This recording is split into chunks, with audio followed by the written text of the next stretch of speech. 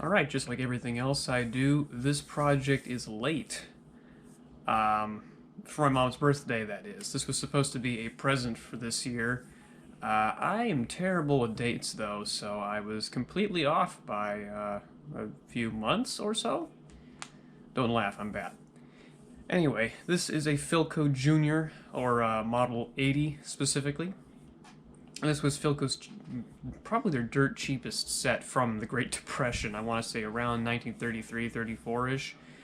It's a 4-tube set, very basic. It's technically a superhet, but I don't think it has any intermediate frequency stages. I think there's one transformer. This is an interesting blend of superhet and I think also regenerative.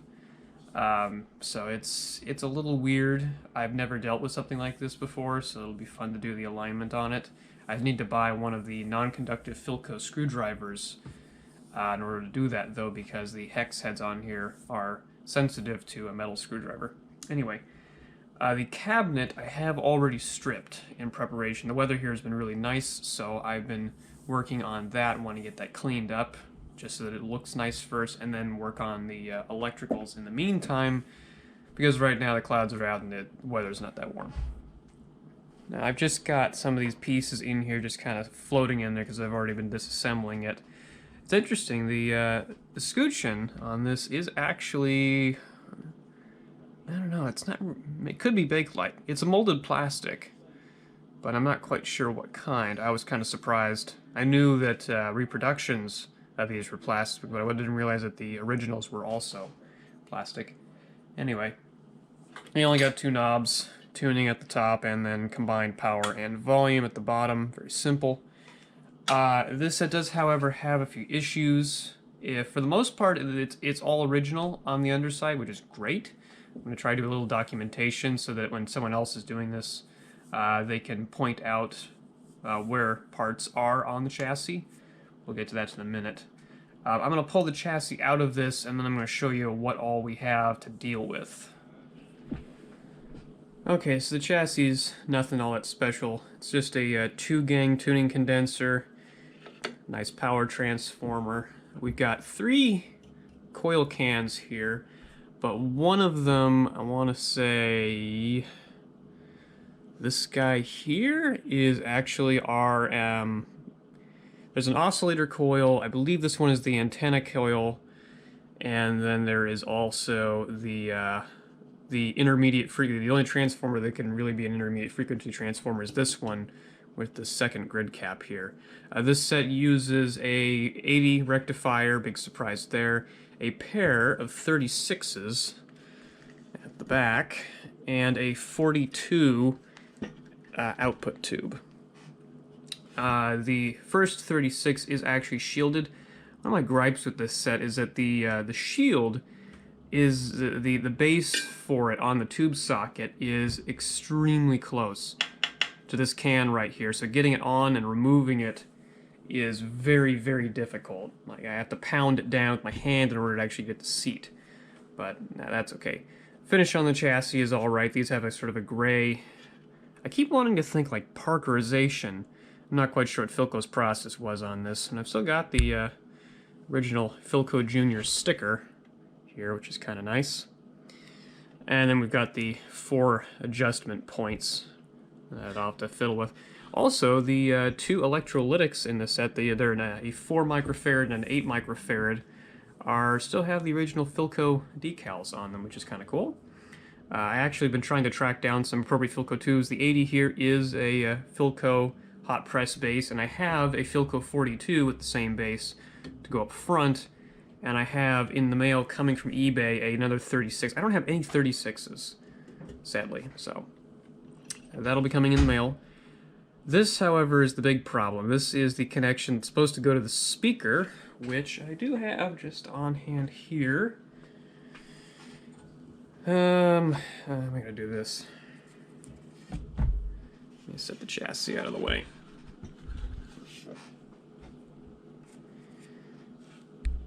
So, yeah, it's missing a bit of hardware. 2 of the screws that are supposed to hold this thing in place are gone. The cone is It's intact. I have tested this. The voice coil and the field coil both test good. I have actually passed audio through it, and I ran the field coil off a 9-volt battery, and I was able to get audio out of it. It was clear. The tears have been repaired with some kind of glue. I keep wanting to think rubber cement, but it's very tough, not very flexible. But I'm going to clean the cone off. I don't have a replacement for this, so if I can get it to work the way it is, then great. I also like the spider at the end there. Kind of reminds me of a 45 RPM adapter. The problem is we're missing the audio transformer. Someone decided to rob that off this set before I got it. I only paid $20 for this thing to show, so I don't feel too bad. But at the very least, they did just do a clean desoldering job. And now I have the schematic for the 80, and it does actually specify the DC resistance for the voice coil, field coil, and for the audio transformer. So I'm hoping they'll just be able to use a universal replacement. Tubes and More Anti-Electronic Supply in Arizona has a universal push-pull transformer that has a whole bunch of taps, and I'm hoping that I can just use that because it's only like $25 and just set it up for single-ended use pretty easily and match the impedance values, because it is designed to work with 42s, 47s, 6K6s, that sort of thing. And it shouldn't be too hard. And even if you don't get a perfect match, tubes are pretty forgiving in terms of impedance values. So long as it's close enough, it should run. And I'm not expecting this thing to give incredible performance. Everything that I've read said that these sets are kind of finicky with the regenerative junk going on with them. But this is just a birthday present. Just gonna make it look nice. If I can get it to work well enough, good. But at the end of the day, it's probably just gonna sit on the shelf and be a very nice conversation piece. Now we can go ahead and flip the chassis over and take a look at what we have down there. If I can position this right. So, I had a request or two from the Philco 71 that I did before on how to do the bakelite blocks that are in these guys. And so for this rebuild, I will be detailing how to do it. It's not very difficult. You don't need any super special supplies except for a heat gun. You might be able to get away with a hairdryer. I'm not sure if it'll provide enough BTUs, but you can give it a shot. I do actually rebuild these in situ because there's usually not enough holding them in place. Each one of these is only attached via this screw here at the end that also serves as the ground terminal. And all you really have to do is unhook enough leads from them, or you can just unhook all of them because they have a maximum of 3 points to use anyhow. And then just pull them out, flip them over, knock the guts out, and restuff them. The real trick here, though, is checking the schematic and being able to figure out which components are in each block and how they're positioned, because they're not all exactly the same. On the 71B that I worked on, one of them actually had a capacitor and a 200 ohm wire wound resistor inside of it, and sometimes finding the documentation that shows what's in each block can be a little tricky. But on this one, the schematic is actually numbered, so each component has an identification number. Every resistor in here and every capacitor block, and you can tell when two capacitors are in the same block because they'll share the same ID number, which is handy. The important one we're going to deal with is the guy down here at the bottom. This is kind of interesting. This is actually a 325 ohm wire resistor. I thought it was a coil at first because of the form that it was wound on.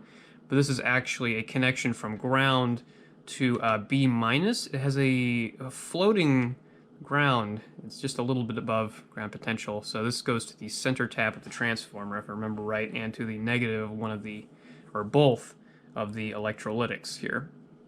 I'm also going to have to be a bit creative with putting the capacitors in here because they don't really have good common tie points, because I need to both disconnect the positive lead of each of these and then put those connections, which there aren't too many, put those connections onto a new terminal.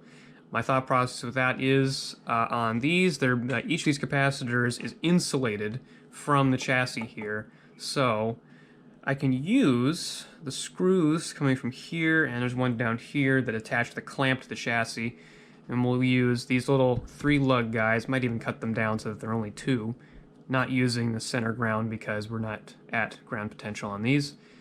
Stick them on there, use some 632 screws to attach them like I did on the Pilot Tuner, and then put the new electrolytics. Just bring these wires over and then reuse the negative terminal on each can, which has a bunch of different wires hooked up to it, and just patch that over. Trying not to get too crazy with this. I did consider trying to cut the cans open and restuff them, try to keep everything nice and clean and original, and that idea was basically thrown out when I realized that most of the resistors in this set are way off value. If they were okay and I didn't have to, replace them, I could probably think about restuffing all the bakelite blocks and then getting crazy and restuffing the electrolytics. But since I've got to get rid of most of these, yeah, I'm gonna ditch the whole appearances thing. I think the only resistor that actually measured still within tolerance is this white 9000 guy right here. Everything else was way out of whack. This guy right here is supposed to be 1 mega ohm. Check the body and dot code. This, I believe, measures well over 20. Or no, I think my Fluke only goes up to... No, it goes up to 20. And it slowly went off scale with that, so this is bad. Pretty much all these others have drifted exceptionally far in value, and they've drifted up, they haven't drifted low. So that's...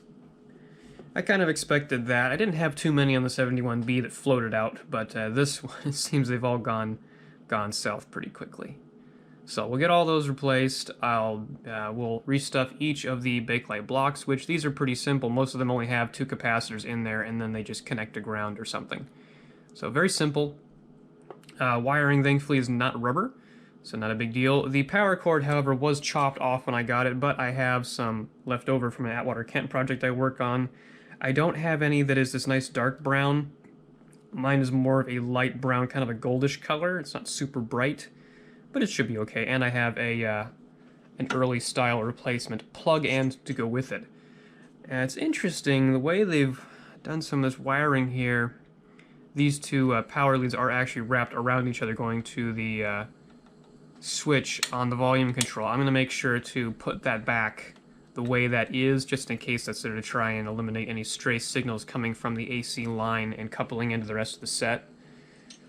Lead dress is very important on radios most of the time, so try and keep the wiring where it is if I have to replace it. I have also looked at replacing the wiring going up to the grid caps. It is looking a little ratty. That's going to come down to these coils here. These cans are riveted to the chassis, so there's no removing those, but the coils themselves come out from the bottom, and I think each of the connections here is on the base. There was also one quirk that I really don't know what's going on with. This wire right here is coming off of one of the 36 tubes, the second one, and it was connected right here to this 9000 kilo ohm resistor. This actually goes to the grid of the second 36, and this is coming from one of the other grids. I don't really know. It wasn't soldered, it was just kind of loosely attached there, and it wasn't until I removed this that I was able to properly measure this resistor because it was dragging it down. That doesn't show up on the schematic, but this wire, this is the same wire that the rest of the set is using, so I'm assuming Philco put it in there. I don't know, I'm going to have to ask the guys in the forum what on earth. Is this some sort of a feedback thing with somebody who's fiddling with it? I don't know. So that's where we're at with the chassis. And, yeah, the next step is just going to be starting to pull some capacitor blocks apart and getting them restuffed. I will also show the schematic, and I'm going to point out each of the part numbers, so if you have an 80, since all of these are in the original component positions and everything, nothing's been replaced, before I actually do anything with it, I will point out what parts and what values are in each block as I go along. So stick around, we'll have fun together.